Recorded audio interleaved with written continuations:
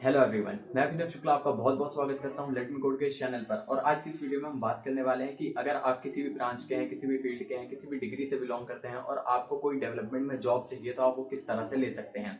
यहाँ पर मैं बहुत ही एक बड़ी कंपनीज की बात नहीं करने वाला हूँ, क्योंकि यहाँ पर मैं उन कंपनीज की बात नहीं कर रहा हूँ जैसे कि अमेजॉन, फेसबुक, गूगल, उन कंपनीज की, क्योंकि ना मुझे उस कंपनीज का कोई एक्सपीरियंस है, ना मैं उन कंपनीज में काम करता हूँ। मैं एक छोटे से स्टार्टअप में काम करता हूँ जहाँ पे मुझे ठीक ठाक पैकेज मिलता है एज अ फ्रेशर। मैं बहुत अच्छी कंपनी में रिस्पेक्ट है, अच्छी पोजीशन पे काम कर रहा हूँ। तो ये चीज है, तो मैं एक एवरेज तौर पे बताने वाला हूँ, क्योंकि अगर आप किसी टायर 3 कॉलेज से हैं या फिर अगर आप बीसीए के हैं और आपको ऐसा लग रहा है कि आपको जॉब नहीं मिल रही है, तो फिर एट लास्ट आपके पास जो ऑप्शन बचता है वो वही बचता है आपके पास कि इन्फोसिस में जाएं, किसी सर्विस बेस्ड कंपनीज में जाएं, इन्फोसिस, विप्रो, टीसीएस। लेकिन आप इंटरनली ये भी सोचते हैं कि अगर आपको डेवलपमेंट का काम चाहिए, क्योंकि कई बार ऐसा होता है कि बहुत सारे लोग जो होते हैं डेवलपमेंट में इंटरेस्टेड होते हैं, जिनको नॉलेज होती है, जिन्होंने प्रोजेक्ट्स अच्छे बना रखे हैं, लेकिन फिर भी वो किसी ऐसी सर्विस बेस्ड कंपनी में जाते हैं जहां पर उनको डेवलपमेंट का काम नहीं मिल पाता।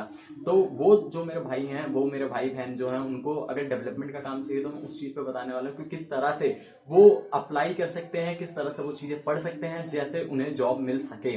पहली चीज हम बात करते हैं कि प्रिपरेशन आपकी क्या होनी चाहिए। तो अगर आप किसी भी चीज में डेवलपमेंट में इंटरेस्टेड हैं, सपोज अगर आप अभी सोच रहे हैं, आपको अभी कोई आइडिया नहीं है कि किस तरह से आपको शुरू करना है, आप कोई भी एक प्रोग्रामिंग लैंग्वेज पकड़ लीजिए, जावा, पाइथन, सी प्लस प्लस, कोई भी आप जावा या पाइथन में से सिलेक्ट करें। मेरे ओपिनियन में अगर आप किसी और की बात करें या आप अगर खुद सोचते हैं कि सी प्लस प्लस इससे बेटर है कोई, या जावा स्क्रिप्ट इससे बेटर है, तो कोई दिक्कत नहीं है। लेकिन मैं बता रहा हूं, आप या तो जावा या पाइथन या फिर एक जावा स्क्रिप्ट, इन तीनों में से कोई भी लैंग्वेज आप सिलेक्ट करिए। आप उसमें फिर बैक एंड डेवलपमेंट सीखिए, आप उसकी नॉलेज लीजिए, पहले बेसिक्स जानिए, एडवांस जानिए, उसके बाद आप जानिए कि उसमें बैक एंड डेवलपमेंट कैसे करते हैं, क्योंकि इस वीडियो में हम ज्यादातर चीजें जानने वाले हैं एज अ डेवलपर।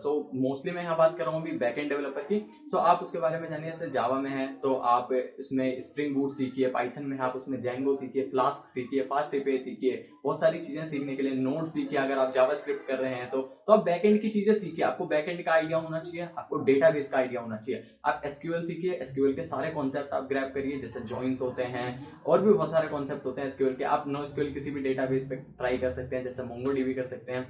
तो ये चीजें आपको होनी चाहिए, यानी कि बेसिक एक प्रोग्रामिंग लैंग्वेज जिसमें आपको किसी एक अच्छे फ्रेमवर्क का आइडिया हो, आपको उस प्रोग्रामिंग लैंग्वेज का आइडिया हो, और तीसरा डेटाबेस। ये तीन चीजें जो आपकी चेकलिस्ट है ये आपकी क्लियर होनी चाहिए, और आपको प्रॉब्लम सॉल्विंग आनी चाहिए थोड़ी सी। जो भी लैंग्वेज आपने सिलेक्ट करी है उसमें आप कोडिंग के क्वेश्चन सॉल्व करिए। आप हैकर रैंक पे जाइए, लीड कोड पे जाइए, वहां पे आप इजी और मीडियम क्वेश्चंस जाके ट्राई करिए। जब आपके वो क्वेश्चंस इजी या फिर मीडियम जो भी आप कर रहे हैं, आप इजी वाले कम से कम अगर 5 क्वेश्चन कर रहे हैं तो आप मीडियम वाले 2 ट्राई करिए। आपको यानी कि क्वेश्चन मिले, आप किसी भी कंपनी में अप्लाई कर रहे हैं तो आप गीक्स पर जा सकते हैं, और उस कंपनी से रिलेटेड जो भी प्रीवियस किसी ने इंटरव्यू एक्सपीरियंस वहां पे डाल रखा है, या फिर आप ग्लासडोर पे जाइए, इंटरव्यू एक्सपीरियंसेस पढ़िए, किस तरह के क्वेश्चन पूछे गए हैं, उस तरह के क्वेश्चन आप प्रिपेयर कर सकते हैं जब आपने किसी कंपनी में अप्लाई किया। लेकिन उससे पहले आपकी प्रोग्रामिंग लैंग्वेज, डेटाबेसेस, कोई फ्रेमवर्क, और उसके साथ साथ आपको प्रॉब्लम सॉल्विंग, यानी कि कुछ क्वेश्चन आपने सॉल्व किए हो।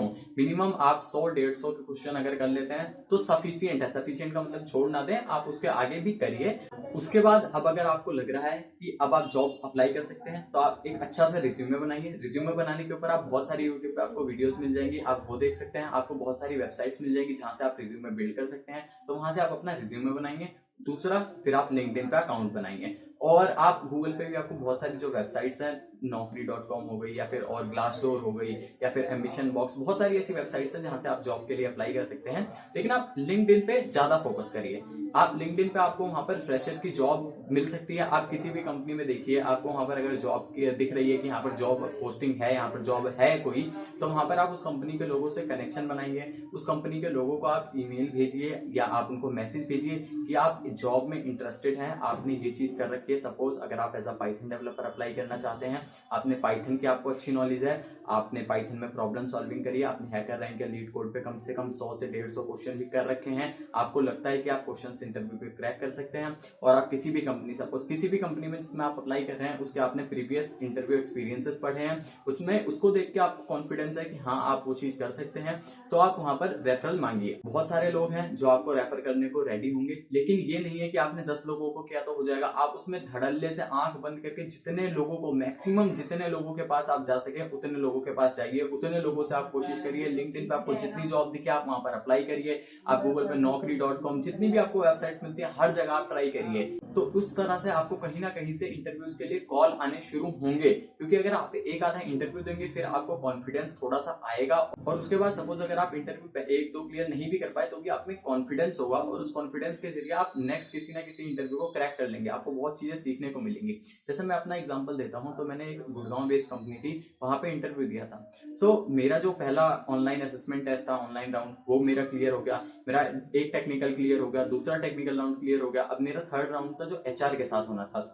वो छोटी कंपनी थी, ज्यादा बड़ी नहीं थी, तो वो एचआर के साथ नहीं, उनके सीईओ के साथ ही था। तो जनरली आपकी जो छोटी कंपनीज होती हैं जहां एम्प्लॉइज 50-60 के आसपास ही होते हैं, तो वहां पर जो आपका एचआर राउंड होता है वो जनरली आपके जो फाउंडर्स या को फाउंडर्स होते हैं वो लेते हैं। मेरा सीईओ के साथ था। वो सीईओ ऑस्ट्रेलिया बेस्ड थे। उन्होंने मतलब कॉल किया, वीडियो कॉल भी नहीं था, वो नॉर्मल कॉल था। मेरे पास कॉल आया, मुझे एचआर ने बताया था कि आपके पास कभी भी कॉल आ सकता है दिन में, तो आप रेडी रहिएगा। मैंने कॉल उठाया। उन्होंने बोला अपने आप को इंट्रोड्यूस करने को। मैंने अपने आप को इंट्रोड्यूस किया यहाँ पर। फिर उन्होंने बोला कि आपने रिज्यूमे में जो भी चीजें मेंशन करी आप उसके बारे में बताइए।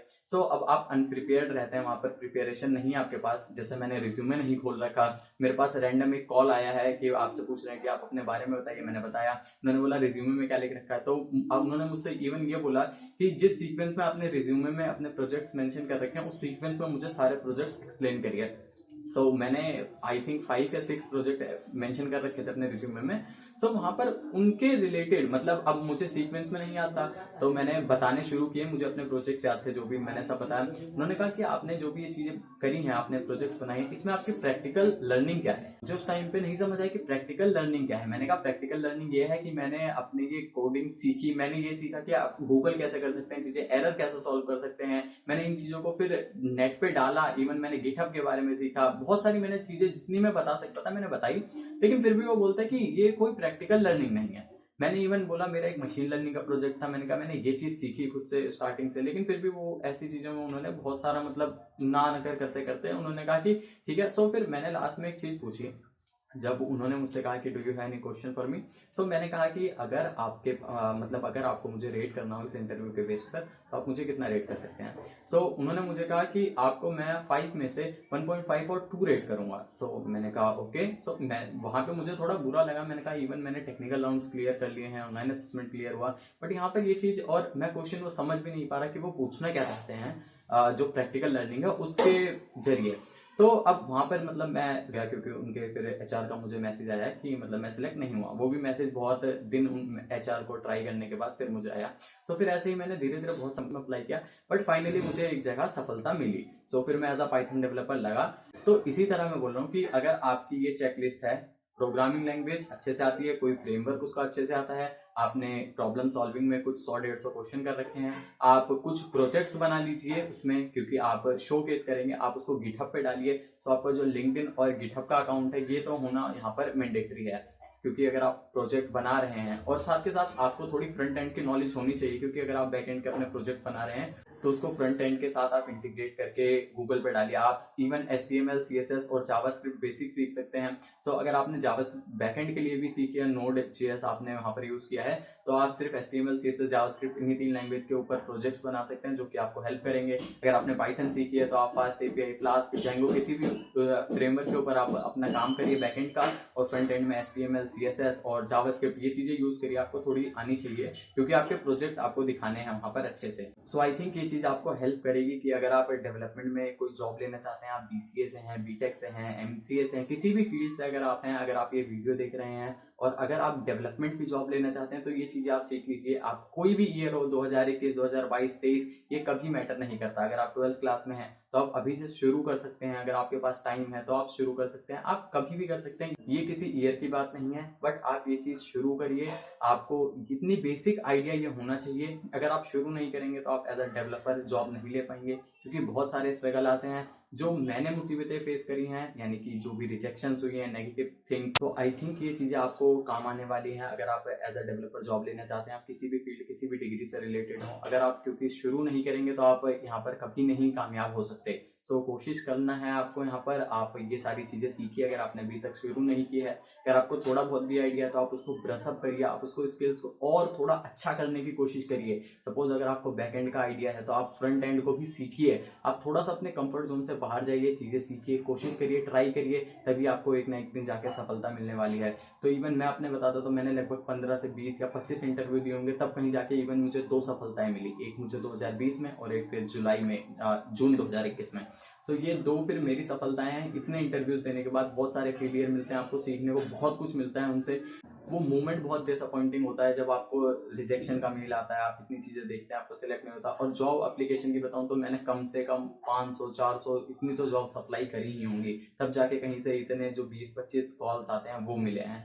सो आई थिंक आप भी कोशिश करिए, आप चीज़ें सीखिए, आप ब्रशअप करिए अपने स्किल्स को, तो आपको कभी ना कभी कामयाबी डेफिनेटली मिलने वाली है। So all the best, merry Christmas and happy new year.